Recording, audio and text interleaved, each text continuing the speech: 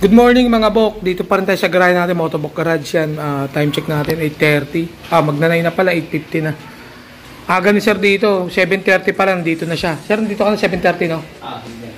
Dahil gabi na ako natapos, nakatulog na ako launa. Late na ako nagising, 8:30 na ako nagising, kaya 8:30 ko na siya napagbuksan ng gate. 8:30 pa siya nakapasok, tapos naglinis pa ako nung mga ginawa ko kagabi kasi late na nga ako natapos. Hindi ko na naayos. Ngayon ko lang naayos, ngayon lang ako nakapaglinis. Ito nga, share ko lang sa inyo yung nangyari kay Sir. Honda Click version 3. Tingnan natin yung odo. Sir, pera mo ako ng susi, sir. Ito mga bok. Tingnan natin yung odo niya. Yan mga bok, oh. 589 odo. Grabe, sira ang ball race mga bok. Grabe. Sir, daganan mo nga sir, pakita nga sa kanila. Yan mga bok ha. Yan nyo. Yan mga bok oh. Yan nyo ha.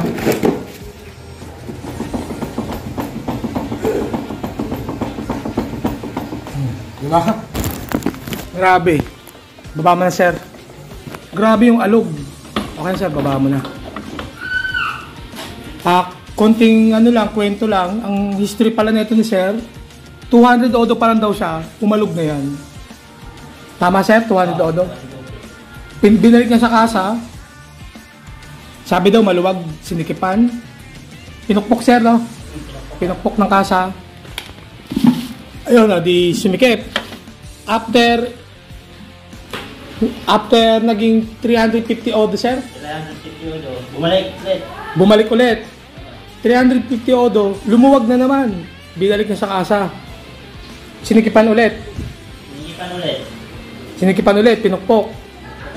Pangatlong, nung 500 odo na, lumuwag ulit.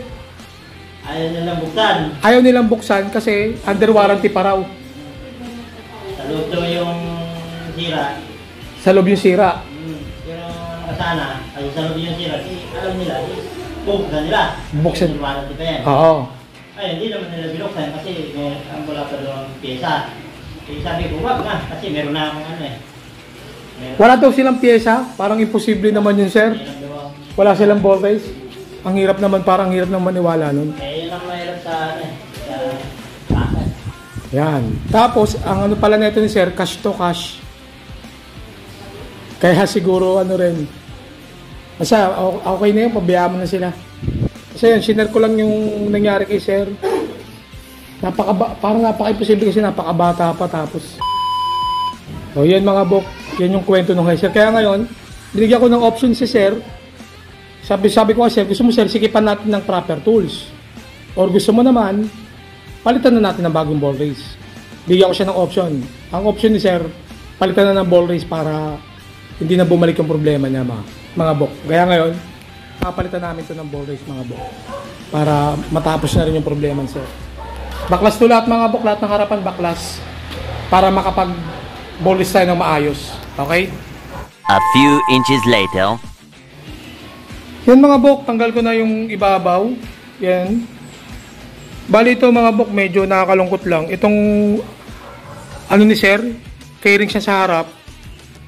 Wala na yung clip nung isa. Ayan o, blue, may blue, clip yan eh. Yung sa kabila wala ng clip. Ayan.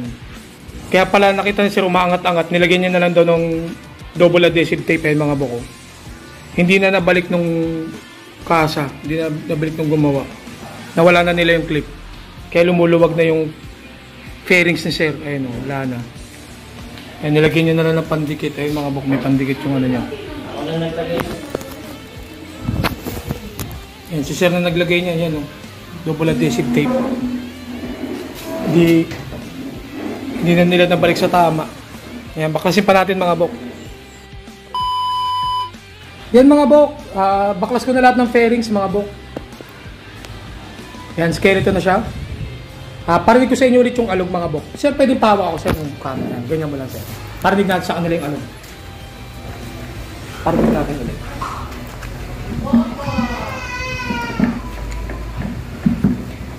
Hindi ko maalog masyado, walang mahawakan.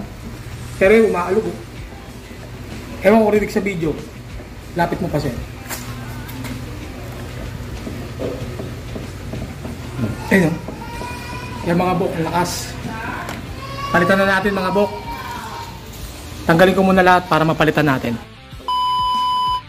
Yan mga bok, tanggal ko na yung manibela. Yan mga bok, oh. Yung palatandaan nung pukpok nung gumawa. Yan, oh.